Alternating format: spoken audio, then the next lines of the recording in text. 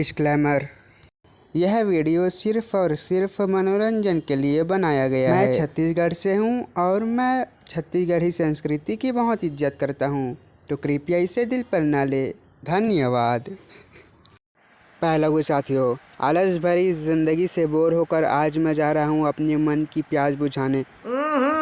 राजा जी घूमने के लिए। तो दोस्तों आज मैं जा रहा हूँ ट्रैवल म्यूज़ियम, जो कि है न्यू रायपुर में। तो चलो जल्दी से चलते हैं। गाड़ी स्टार्ट कर। चप्पल छूट गया। हम फर्स्ट। तो आगे जाके लग जाता है रेड सिग्नल, क्योंकि काली बिल्ली ने रास्ता काट दिया था। काली बिल्ली अपने आप को डिफेंड करते हुए बोल रही है कि मैं काली बिल्ली नहीं काला बिल्ला हूँ। मेरा कहना यह है, अगर तुम इल्ज़ाम भी लगा रहे हो तो कम से कम जेंडर देख के इल्ज़ाम लगाओ। काले बिल्ली के आशीर्वाद से जैसे ही रास्ता खाली हुआ, हम फिर से चल देते हैं अपनी गाड़ी के फुल स्पीड में।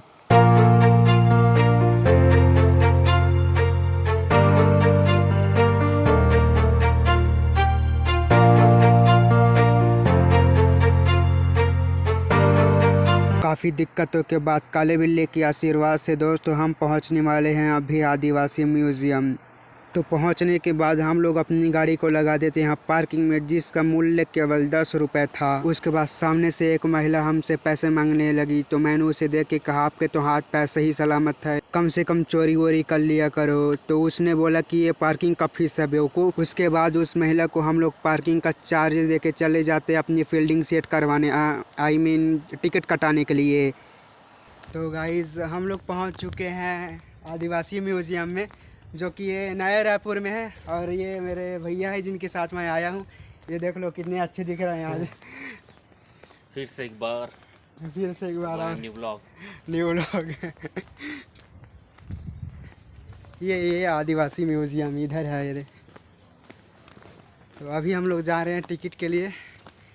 टिकट में अगर आप स्टूडेंट है, आईडी कार्ड लाते हैं तो 10 रुपये है, और नहीं तो नॉर्मल 20 रुपये ही रहता है। तो अभी टिकट कटाने के लिए जा रहे हैं बस। चलो ने कटा लिया है टिकट। ये वाला फर्स्ट वाला है, ये पीछे में जो दिख रहा है वो, और उधर एक और है वो उधर। ठीक है, तो हम लोग पहले फर्स्ट वाले में जाएंगे, उसके बाद दूसरे में जाएंगे। तो ये है दोस्तों शहीद वीर नारायण सिंह की स्मृति भवन, जहाँ कुछ स्कूल के बच्चे भी घूमने आए हुए थे। तो मैंने एक बच्चे को बुला के बोला कि 2 चॉकलेट दूंगा, अपनी मैम का नंबर देना। तो वो बोले मुझे चॉकलेट नहीं 10 करोड़ चाहिए।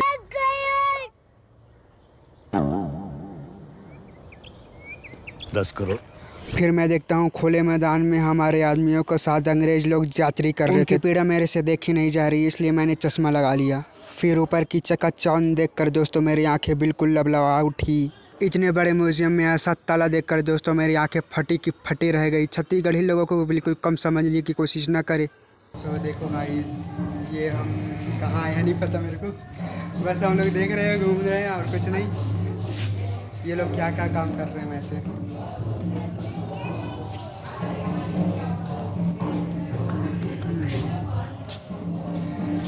इधर क्या डांस चल रहा है आप लोग मेरे को बताना ना, ठीक। फिर मैंने देखा गोरे लोग हमारे छत्तीसगढ़ी लोगों के साथ बहुत दुर्व्यवहार कर रहे थे। एक अंग्रेज से मैंने पूछा कि तुम्हारी बंदूक कस लिया है क्या? वो बोला चला के दिखाऊं क्या पिछवाड़े में। ये दृश्य देखकर दोस्तों मेरा दिल एकदम दहल उठा। मेरा मन तो कर रहा था दोस्तों इन गोरों पे टामर लेप कर मैं इन्हें काला बना दूँ। हमारे छत्तीसगढ़ी लोग भी कम नहीं है दोस्तों, उन्होंने अपने भाले से अंग्रेज़ों को मार के भगा दिया। फिर मैं देखता हूँ कि हमारे छत्तीसगढ़ी लोग और अंग्रेज़ों के बीच घमासान युद्ध हो रहा था। एक छत्तीसगढ़ी आदमी ने अंग्रेज़ के डायरेक्ट नाभि पे ही तीर चला दिया था, ये बोल के कि तुम्हारी नाभि में विष भरा है क्या। फिर मैं देखता हूँ एक गोरे ने एक आदमी का हाथ ही काट दिया था, लगता है शोले का फ़ैन है। ये हाथ हमको दे दे ठाकुर। उसके बाद मैं चला जाता हूँ उसी खुले मैदान में जहाँ अंग्रेज लोग यात्री कर रहे थे हमारे आदमियों के साथ। वैसे मैं काला चश्मा लगा के आया था, क्योंकि मुझे उनका दुख बिल्कुल देखा नहीं जा रहा था दोस्तों। फिर मैंने धीरे धीरे कदम बढ़ाया उस और जहाँ वीर नारायण सिंह घुड़सवारी कर रहे थे। मुझे भी एक राइड चाहिए था। सामने झरना देखकर मुझे नहाने का मन कर रहा था दोस्तों, लेकिन मैं नहा नहीं सकता क्योंकि मेरी निक्कर फटी हुई है। फिर मैं नहाने के लिए उचित जगह देख रहा था, तो भैया ने पूछा कि तुम्हारा निक्कर कितना फटा हुआ है, दिखाओ जरा। तो मैं बोला उधर जाके दिखाऊंगा। फिर मेरा नहाने का मन मर गया दोस्तों, क्योंकि वहाँ केकड़े भी थे। अच्छा हुआ मैंने देख लिया, वरना नहाने के बहाने ताथैया हो जाता। जैसे ही मैं और मेरे भैया नहाने के लिए जा रहे होते हैं, पीछे से वॉचमैन सीटी मार के बोलता है कि वो नहाने का नहीं है बेवकूफ़, सिर्फ धोने का है। तभी मैं बोलूँ इतना बड़ा मैदान क्यों दे रखा है हमको, ताकि हम लोग खाली हो सके।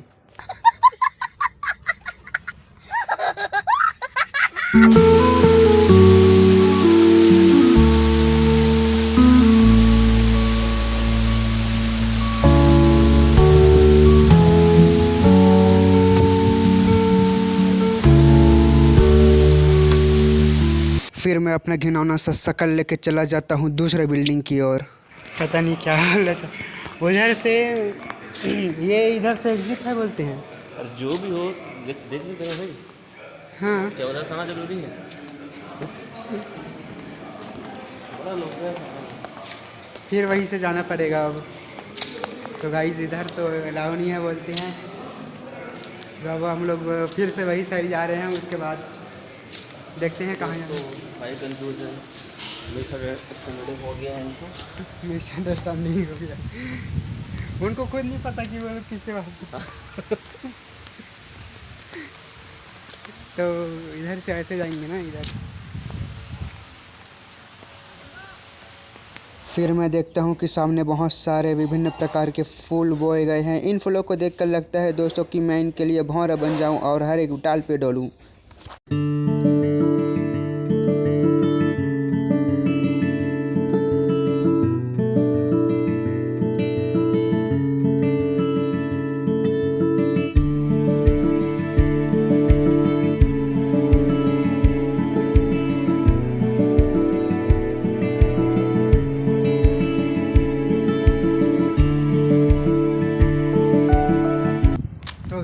यहाँ तो घूम लिया हम लोगों ने, यहाँ उतना कुछ खास नहीं था।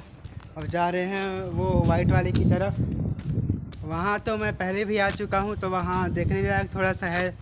अभी ये नया खुला है ना, तो इधर कुछ नहीं है ज़्यादा। तो अभी हम लोग बना है ना। हाँ ये नया बना है।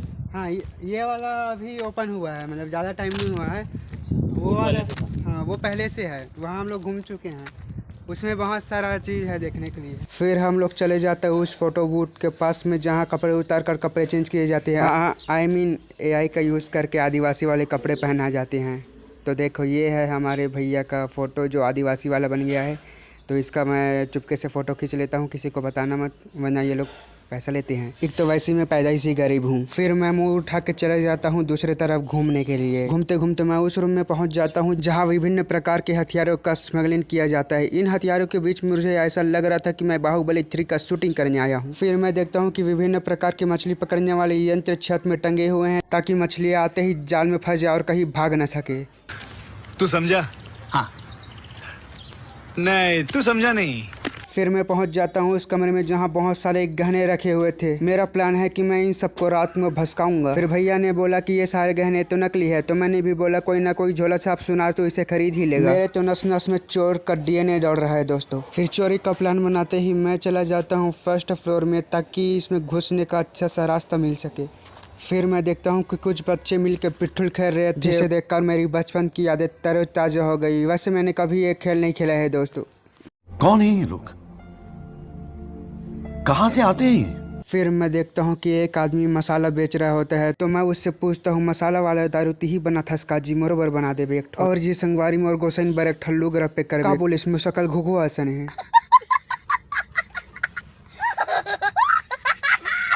फिर मैं चला जाता हूँ उस कमरे में जहाँ विभिन्न प्रकार के वाद्य उपकरण बजा जा रहे थे, लेकिन एक इंसान पता नहीं क्या करने की कोशिश कर रहा था। इसे देखकर मेरे मन में थोड़ा सा संदेह हो रहा था, पता नहीं क्या करने की कोशिश कर रहा था। तो गाइस हमने घूम लिया है, अभी हम लोग बाहर जा रहे हैं, निकलने की फिराक में हैं। थोड़ा सा कुछ खाते हैं उसके बाद चलते हैं। अभी तो वैसे ज़्यादा टाइम नहीं हुआ है, देखते हैं कहीं और प्लान बनता है तो चले जाएंगे। हम लोग रुके हैं चाट और गुपचुप खाने के लिए। ये भैया गुपचुप खा रहे हैं और मैं चाट खाऊंगा अभी।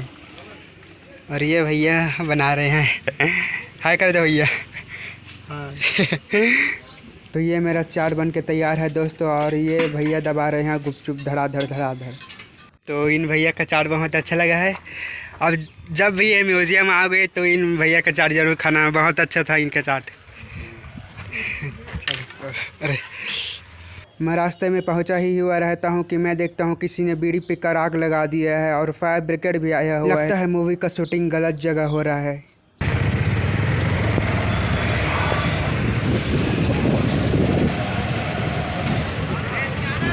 कौन लगा हुआ है? क्या पता। So thank you guys for watching this video, hope you enjoyed this video और मिलते हैं नेक्स्ट व्लॉग में। तो चलो चलते हैं।